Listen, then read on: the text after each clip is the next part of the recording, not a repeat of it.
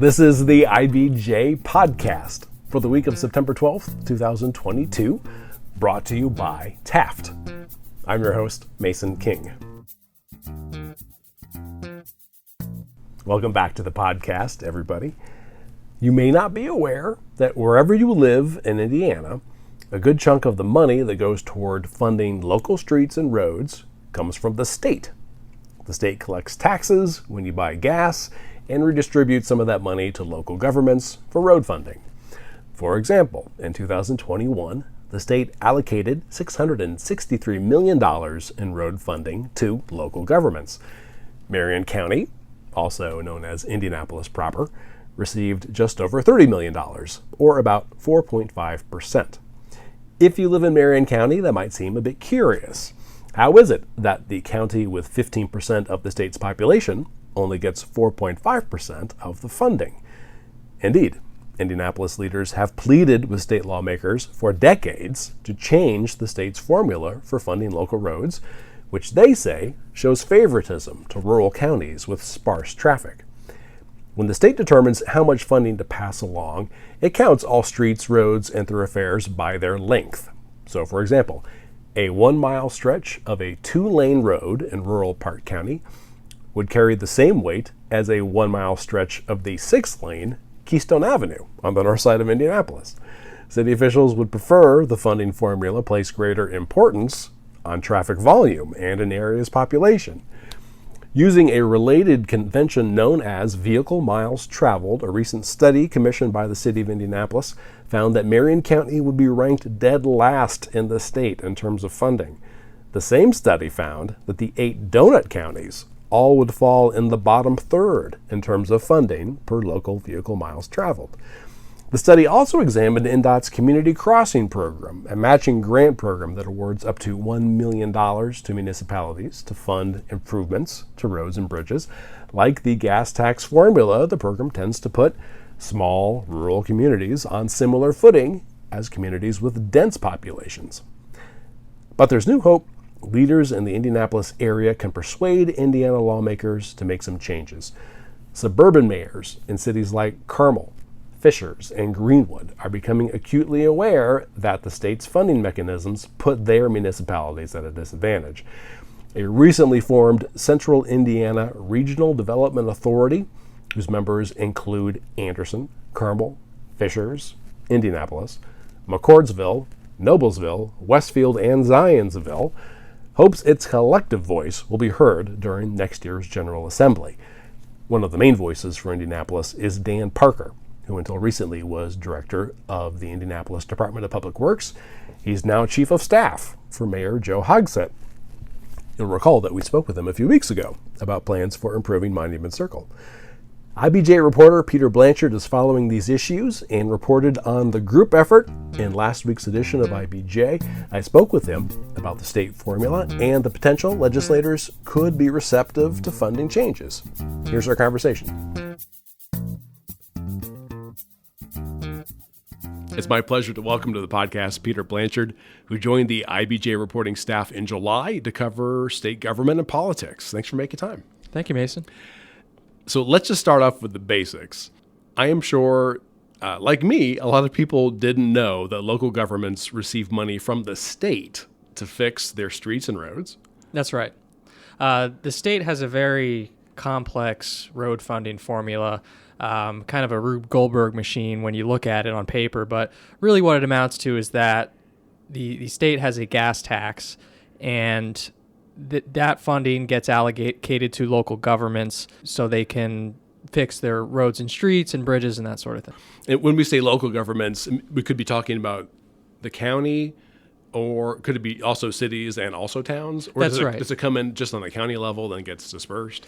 Individual municipalities get allocated funds. So Marion County gets funding, towns, villages, that sort of thing. So in 2021, how much money did the state of Indiana allocate for road funding to local government? INDOT allocated $663 million in that fiscal year 2021. Okay, and then how much of that went to Marion County? So Marion County got about just over $30 million. Right. So that according to my incredible math skills, is 4.5% of the total. But if we look at how many people live in the state, which is about 6.7 million, and Marion County's population of 980,000 people, that's about 15% of the state's population. So already, just looking at it from like a population standpoint, it seems inadequate. That's right. But the money from the state isn't the only money that the municipalities would spend on roads. They could spend their own money as well if they wished. And they also receive federal funding as well, sometimes for road projects. That's right. Federal funding is usually allocated for new projects, newer roads or sidewalks. The federal government has various programs for that sort of thing. So how does the whole state funding for road work ecosystem work, and how does it allocate the money to the local municipalities or local bodies? So Indiana's road funding formula allocates gas tax funds and other revenues by what are called centerline miles, which simply measure the length of a road, not accounting for how many lanes there are. What you have happening is that Indianapolis roads end up getting less funding because there are more lanes as opposed to rural areas where you very commonly have just 2-lane roads. So if we look at how many miles of road there are in Marion County, if you count the distance in terms of vehicle miles traveled, how many miles of road are there? So the DPW has calculated that, and it's a little over 8,400 miles. And if you just count each bit of road just as centerline miles, how much does Marion County get credit for? Less than half, so about 3,300 centerline miles are in Marion County. How did this formula come about, or how long has this been devised this way? It's been around a really long time, and I asked Dan Parker at the DPW about this, and basically it dates back to Unigov, when the city and county formed a joint government, is around the time when this formula was created. And then in the 70s and 80s, you had a lot of urban sprawl that led to more roadways in the city of Indianapolis and the greater metropolitan area. And so over time, as these roads deteriorate, they have fewer and fewer dollars allocated to fix them up. So it's unclear why the state road funding formula goes by centerline miles, but what you have is a Republican-dominated legislature that, for the most part, represents more rural areas, and it's in their best interest to keep the formula as it is because it keeps the roads and county highways in their district well taken care of because of this formula. So while the origins of it aren't totally clear because it dates back so many decades, there's a lot of vested interest into keeping it the way it is. So if I'm Department of Public Works in Indianapolis, I obviously not super happy about how this works. We recently got a good idea of how much either deferred maintenance or just required maintenance there is for the streets in Indianapolis. I think there's an engineering firm hired by Indianapolis did this study. What did they find? So it was a pretty big report when it came out back in March from HNTB Corp., which basically found that the city faces an average annual funding gap that's every year of just a little over $1 billion for all its roads and transportation infrastructure. Now, that number does include building new sidewalks for all of Indy's roads, but even if you take that out and you don't include work for residential pavements and sidewalks, the annual funding gap is still somewhere between $195 million and $230 million annually. So somewhere in that range is really the amount of money that Indianapolis would need every year in order to adequately maintain and repair its roads. The study also looked at INDOT's Community Crossings program, which is a matching grant program that awards up to $1 million for municipalities to fund improvements to their roads and bridges. But a lot of city leaders find issue with this formula as well because, like the gas tax formula, the program really favors small rural communities, and that's because it's a blanket $1 million that's given to, let's say the town of Mooresville. The city of Indianapolis is also getting that same $1 million, but it goes a lot farther in rural areas where you don't have as much roadway. And another thing this study found was that Marion County only gets about 12 cents for every dollar it generates for community crossings, while you look at Ohio County, which is the smallest and least populous county in the state, they get $4 for every dollar they put in to the community crossings program. So you can really see the disparity there between urban and rural areas. Okay, let's take a quick break to hear from our sponsor. This is the IBJ Podcast. Taft, today's modern law firm. With more than 625 attorneys across 11 offices, we provide solutions to the business issues facing middle market and emerging companies alike. We do this through a highly collaborative and inclusive team approach. Taft, the modern law firm. To learn more, visit taftlaw.com.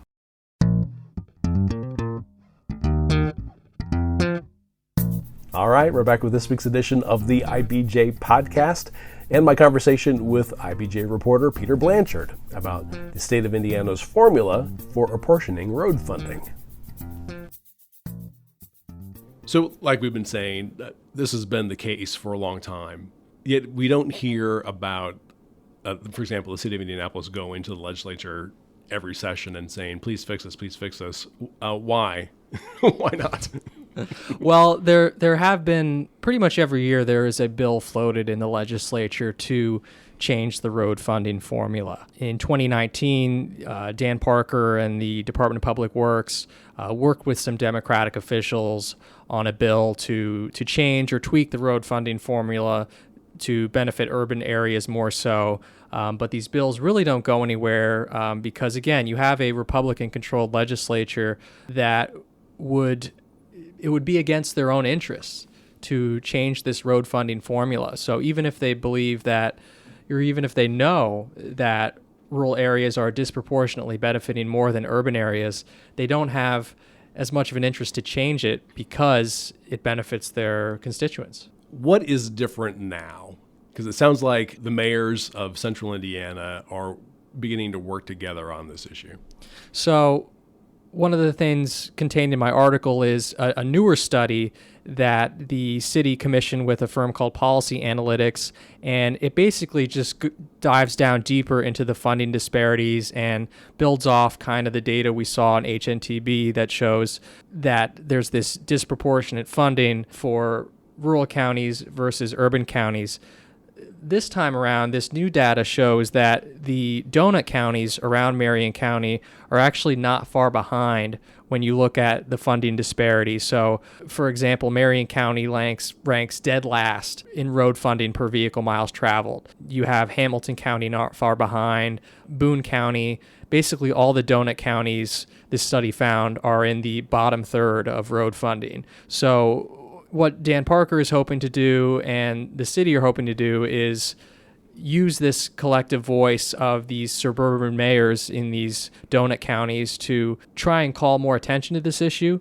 And there's a group that recently formed called the Central Indiana Regional Development Authority. Dan Parker is going to be presenting some of these new figures to that group next month. Some of the mayors are already aware of it, and they basically recognize that if this formula isn't changed, then their areas are going to suffer down the road. So to speak. So to speak. Sorry. Yeah, and now we're talking about more than 2 million people. The metropolitan Indianapolis population, Marion and the donut counties, well more than 2 million people. So now we're talking about maybe a third of the population of Indiana. So I assume that helps a little bit. Yeah, I think it certainly helps the city's case. You know, there's long been a situation where you have Indianapolis sort of shaking its fist at the state legislature and saying, why won't you change this? But by building more of an alliance with some other central Indiana counties, which, you know, many of the municipalities are represented by Republican mayors, right? So maybe some of these Republican lawmakers in the state legislature would be more willing to listen to some of their colleagues that maybe they can find more common ground with. Right. So these would include Jim Brainerd in Carmel, Scott Fadness in Fishers, Mark Myers in Greenwood. You have Chris Jensen, mayor of Noblesville. So you have all these Republican mayors who basically agree with Dan Parker and say, yes, this funding formula is antiquated and it needs to be changed.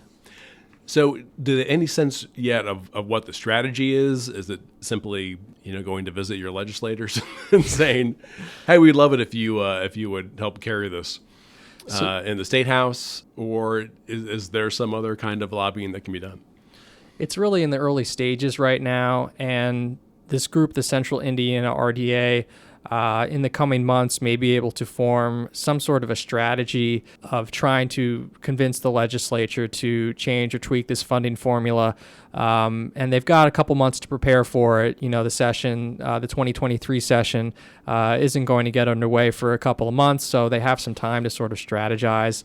One of the things Dan Parker has also talked about is the gas tax formula, or the gas tax, is set to increase on July 1st of next year and increase again July 1st of 2024. And one of the things Parker is proposing is, rather than sort of a radical change in the formula, is taking just some of that money, the increase that we're going to see in the gas tax, taking that extra money and allocating it more towards urban areas that could maybe use the funding a little more. So there are different strategies, but the key right now is probably getting a Republican lawmaker who would get on board with this cause. But right now, there doesn't seem to be anyone who's willing to take that on. Well, that's really fascinating. Yeah, I would think that the challenge really would be, how do you make the rest of the state feel like they're not losing anything while you can show Central Indiana that it is gaining something? Now, what if they're unsuccessful? What if the state decides, well, we're not going to take any action on this right now? Is there any recourse for Central Indiana? Not really. This formula has to be changed through legislation. So all roads, no pun intended, lead to the state legislature. Another thing they've talked about is updating the community crossings formula, which, again, gives just a blanket $1 million to any municipality, doesn't account for how much vehicle miles there are in their districts or how big they are. But again, that community crossings formula would also need to be changed through some sort of legislation. So, if these mayors are unsuccessful in the next session, they're just going to have to come back next year and try it all over again. All right. Well, this is great. You're going to be covering the session, obviously, and I'm sure this will be one of the main things that we'll be watching. And we'll probably talk about it here in a few months. That sounds good. My thanks again to Peter Blanchard. And folks, before you get on with the rest of your week, I want to draw your attention to a few stories in the latest issue of IBJ. First up, a year after many of Indiana's largest corporations and health systems began firing employees who didn't get COVID-19 vaccines, the lawsuits are beginning to pile up. John Russell reports on the continuing split over mandatory vaccinations. Also in this week's issue, Taylor Wooten explains why the city of Indianapolis is struggling with a big staffing shortage, with nearly 1/5 of its positions unfilled. And Dave Lindquist has a ditty about two music competitions with great international reputations that are trying to raise their profiles in their home city of Indianapolis. Again, you can find these stories in the latest print edition of IBJ or online at ibj.com. I will say it is easier to access all of the latest local news about business and politics and all of IBJ's data on Central Indiana's business community and economy if you're a subscriber. And here's a new development. We have wrapped all of IBJ's content together with all of the stories, columns, and podcasts from our sister publication, Inside Indiana Business. And now works out to about $3 per week for actionable information about every notable business development across the state. You won't find Indiana's story told with this kind of breadth and depth anywhere else. Just go to ibj.com and click on the subscribe button. And thanks again for making time this week for the IBJ podcast. I'm Mason King. Hang in there, everybody. We'll be back again next week.